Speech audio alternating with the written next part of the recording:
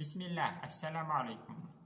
Жалғастырамыз. Тақсиму фи'ил лазим мутаадди фи'ил лазим мутаадди деп екіге бөлінуі. Янқасиму фи'ил лазим мутаадди фи'ил лазим мутаадди деп екіге бөлінеді. Фәл-лазим, лазим дегеніміз мәлі янсибу маф'ула бих, маф'ул бихті насып етпейтін нәрсе. Мысалы, хаража фариха, шықты қуанды деген сияқты. Вәл мутаадди дегеніміз ма янсибуху, оны, яғни есімді насып ететін нәрсе. Мысалы, уһуа арбаат ақсам, оның 4 бөлігі бар дейді. Мутағаддидің 4 бөлігі бар дейді. Қандай бөлік? Біріншісі, қисмун янсибу маф'улан вахидан. Бір маф'улды насып ететін нәрсе. Вахуа касир, ол көп дейді. Мысалы, катаба дарса, дәрісті жазды, фахимел мәсәләта, мәселені түсінді деген сияқты. Қисмун екінші бөлігі янсибу маф'улайни аслухума мубтада ва хабар, асылінде негізінде мубтада мен хабар болған екі исімді насып ететін фиғалдар, мутағадди фиғалдар. Мысалы, олар зонна деген сөз ойлады, хала ойлады, хасиба ойлады, есептеді, заама бұл да ойлады, жағады, бұл да ойлады, адда есептеді, хаджа ойлады, хаб ойлап көр. Туфиді ружхан басым ойды білдіреді, және де роа көрді, алима білді, ваджада тапты, альфа тапты, дара білді, тааллам біл деген сөздер туфиді яқин анық ойды білдіреді. Осор яры айналдырды, родда бұл да сондай мағынада, тарака, тахида, иттахаза, жасады, айналдырды деген сөздер жаала ва хаба. Туфиді тахвил бір нәрседен екінші нәрсеге ауыстырғанды білдіреді. Мысалы, зонантул мұхбира садиқан, мұхбиран хабар берушіні шыншыл деп ойладым, хилті фаджра талиан, таңды атқан деп есептеп қалдым, ойлап қалдым дейді. Бұның бәрін тақтада түсіндіріп қойғам я мысалдарымен. Көп тоқталмай қойып. Егер түсініксіз болса сұраңыздар комментарияда. Түсініксіз деп мен сіздерге лайк басам деймін. Вақисмун янсибу маф'улайни, екі маф'улды насып ететін бөлік дейді. Мысалы, лайса аслихума мубтада ва хабар, негізінде мубтада мен хабар болмаған екі маф'ул бихті насып ететін фиғылдар, мутағадди фиғылдар. Олар, мысалы, ағта берді, сәәлі сұрады, мәнаха сыйлады, мәнаға тиді, кәса кигізді, әлбаса киіндірді. Мысалы, ағтойты мутааллима китаба, мутааллима үйренушіге кітапты бердім. Махтар мүштахиді жаизата, ынталыға сыйлықты сыйладым деген сияқты дейді. Түсінікті, я? Вақисмін янсибу саласата мафаил, үш маф'ул бихті насып ететін мутағадди фиғылдың бөлігі. Мысалы, әра көрсетті, әлема білдірді, әнба'a хабарлады, нәбба'a хабарлады, ақбара хабарлады, хаббара хабарлады, хаддаса айтып берді. Мысалы, кәзалика осылайша юрихумуллаху амалахум хасаратун алейхим, оларға амалдарын Аллах Тағала қасіретті қылып көрсетеді.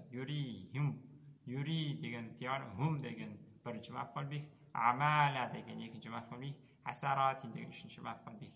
Үш маф'ул бихті насып етіп атыр. وإذا زيد في أول الثلاثي لازم همزة أو ضعيف ثانيه صار متعديا لواحد. Молодец. إذا егерде зида арттырылса фи әуәлі сүләсидің біріншісінде лазим сүләсидің біріншісінде хамза арттырылса дейді. Мысалы, афғала бабына салса, ау ضعيف немесе екеселенсе, яғни фәәла бабына салсақ, сара мутааддиан ли вахид, ол бір нәрсеге мутаадди болып кетеді. Мысалы, ахража фарраха, шығарды, қуандырды деген сияқты. Басында хаража дегенде лазим еді, ахража десек шығарды дегенде мутаадди болып кетеді. Фариха деген лазим еді, қуанды деген, фарраха қуандырды десек мутаадди болып кетеді. Вайн кана мутааддиан ли вахидин, егер бір нәрсеге мутаадди болса, сара мутааддиан ли снайни, екі нәрсеге мутаадди болады. Мысалы, ақра'a фаххама, Қора'a китаба дегенде бір нәрсеге мутағадди еді.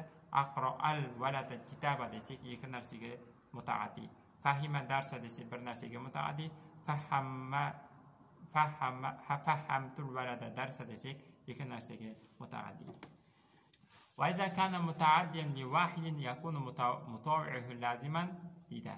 Егер де бір нәрсеге мутағадди болса, оның мутауих бабы, яғни лазимге айналдыратын бабы, онда не болып кетеді? Лазим болып кетеді. Мутағаддиді мутауиқ бабына салсақ, лазимге айналады дейді. Мысалы, касартул хаджара, фан касара, тасты сындырдым, сонда ол сынды. Касарту деген бір нәрсеге мутағадди еді, сындырдым деген.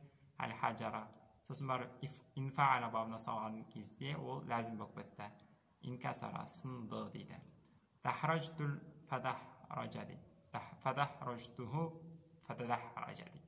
Мен оны домалаттым, сонда ол домалады. Тахража деген домалаттым деген мутағадди еді.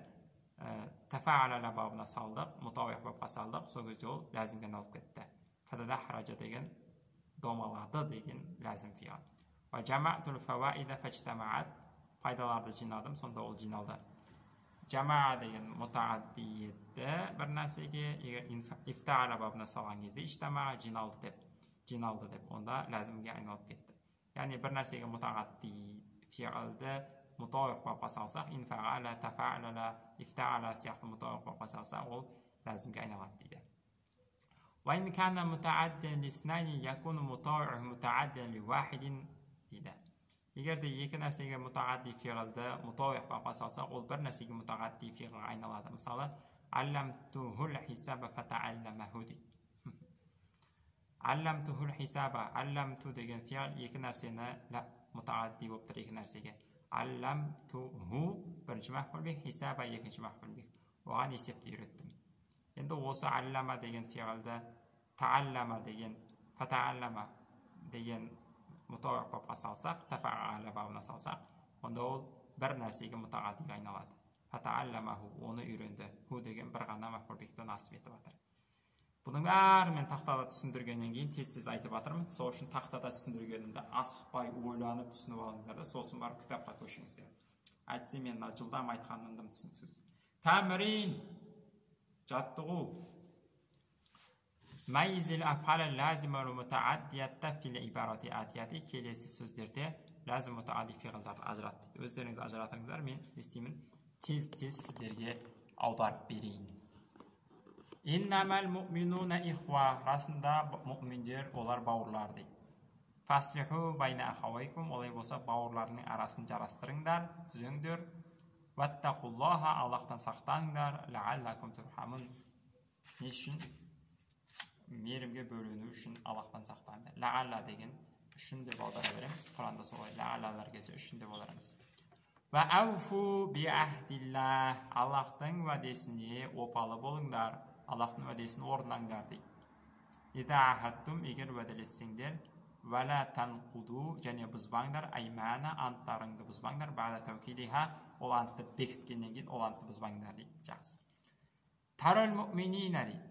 Муъминдерді көресің дейді. Фи тарахимухум, тарахимихим, бір өзара мейірімділігінде, ва таваддихим, бір-бірін жақсы көрулерінде, ва таатуфихим, бір-бірлеріне сыпайы болуларында, камасали жасад, бір дене сияқты көресің. Изаштака удвун, егер бір ағза ауырса, тадаа лаху саирул жасад, дененің басқа бөліктері бір-бірін шақырады, көмектеседі, немен? Биссахари, ұйқысыздықпен, вәлі хума, және дене қызуымен дейді.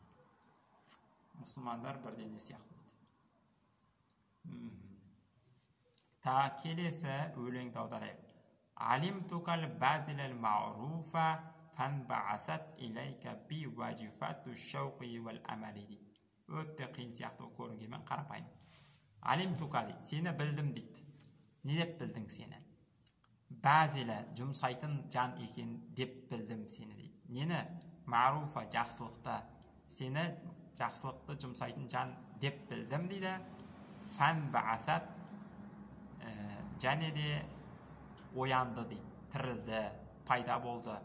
Илайка, саған, би, менде, вajifati шауқи, сағыныштың дірілдері пайда болды дейді. Сағыныштың дірілдері. Вәл амали, және үміттің дірілдері пайда болады.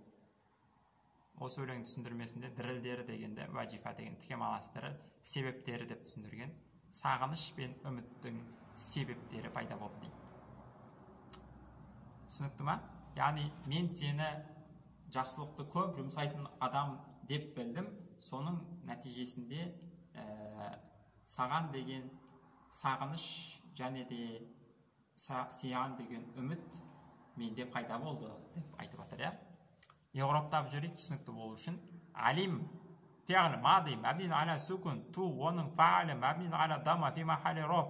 Ka alim degan fi'lning birinchi maf'ul bihi,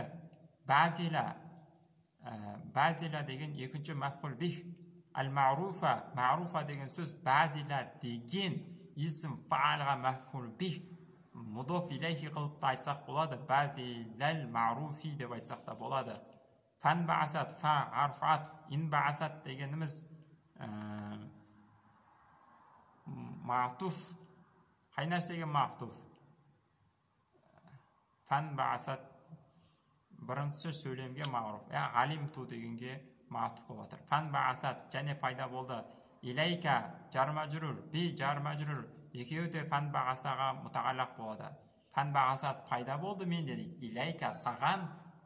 Fan ba'asat paydo bo'ldi. Ilayka sag'an degan bi mende ne paydo bo'ldi? Vazifatu dirildir paydo bo'ldi. Sebepler nemesi. Vazifatu degan inbasaga degan so'zga fa'il bo'ladi. Ash-shawqi degan mudof ilayhi val amali ma'tuf ala shawqi mudof ilayhi majrur bo'ladi. Tushunibdi-ya? Sag'an degan sag'inishning, ya'ni umidning dirildiri paydo bo'ldi. Va xayr, alhamdulillah rabbil alamin.